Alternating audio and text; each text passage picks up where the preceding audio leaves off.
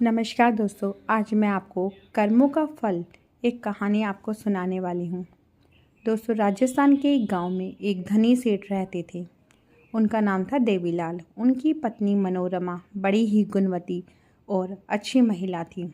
उनके पास किसी चीज़ की कोई कमी नहीं थी। वे दोनों सभी तरह से सुखी रहते थे। अपने घर पर आने वाले सभी साधु संतों की वे अच्छी सेवा करते और उन्हें कुछ दान देकर ही विदा करते। उनके दरवाजे से कोई भी साधु महात्मा कभी खाली नहीं लौटा था।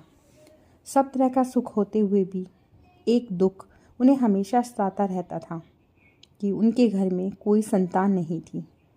दोनों ही भगवान की पूजा पाठ करते और संतान के लिए मन्नत मांगते थे। एक बार उनके घर पर एक महात्मा जी आए जो बहुत ही भूखे थे। उन्होंने सेठ के दरवाजे पर भिक्षा मांगी तो सेठानी ने बाहर आकर देखा कि एक संत खड़े हैं।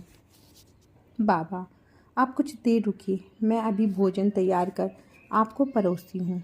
महात्मा ने कहा, ठीक है माई। ऐसा कहकर वह वहीं बैठा रहा। सेठानी ने भोजन तैयार किया ही था कि सेठ देवीलाल भी वहाँ आ गए। दोनों ने महात्मा को बड़ी श्रद्धा भक्ति व प्रेम से भोजन कराया। भोजन करने के बाद महात्मा ने आशीर्वाद दिया, बेटा तुम्हारे यहाँ दिन दुगनी रात चौगुनी धन संपत्ति बढ़ती रहे। बाबा का आशीर्वाद सुनकर सेठानी रो पड़ी। सेठानी को रोता हुआ देखकर महात्मा ने पूछा, क्या हुआ, क्यों रो रही हो माई? सेठ और सेठानी ने हाथ जोड़कर महाराज कहा, धन संपत्ति कि हमारे घर में कोई कमी नहीं है। कमी है तो हमारे यहाँ कि इस धन संपत्ति को भोगने वाला कोई भी पुत्र या पुत्री नहीं है। महात्मा ने कुछ देर के लिए आंखें बंद की और बोला, बेटा तेरे यहाँ एक पुत्र ज़रूर आएगा, किंतु वह तुम्हारे पास कुछ ही दिन रहेगा। ऐसा कहकर महात्मा जी वहाँ से चले गए। कुछ दिनों के बाद सेठानी ने एक पुत्र को जन्म दिया। सेठ और सेठानी दोनों ही बहुत खुश हुए। उनके दिन हंसी खुशी और आनंद से बीतने लगे। बालक धीरे धीरे बड़ा होने लगा। एक दिन वह बालक घर में ही खेल रहा था कि काला भयंकर सांप घर में रखे उपलों के ढेर से बाहर निकला और उस बालक को डसकर फिर वहीं उपलों के ढेर में जाकर छिप गया। सांप इतना विषैला था कि उसके डसते ही बालक मर गया।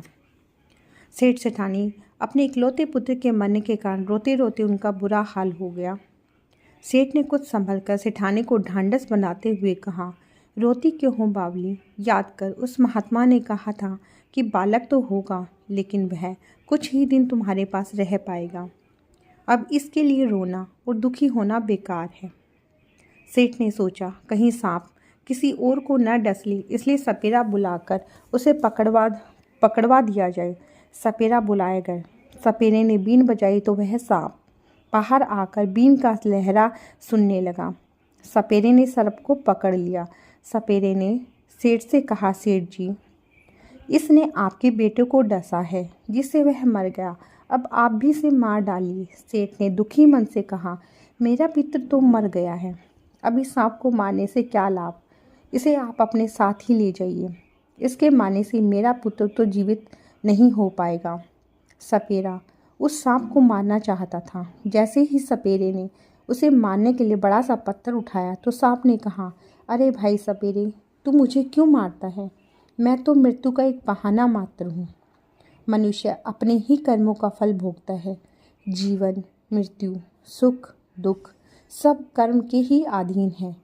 जो प्राणी जैसा कर्म करता है उसे वैसा ही फल मिलता है। दोस्तों, यह कहानी आपको कैसी लगी मुझे कमेंट सेक्शन में ज़रूर बताइए। धन्यवाद दोस्तों। राधे राधे। आपका दिन शुभ हो। नमस्कार।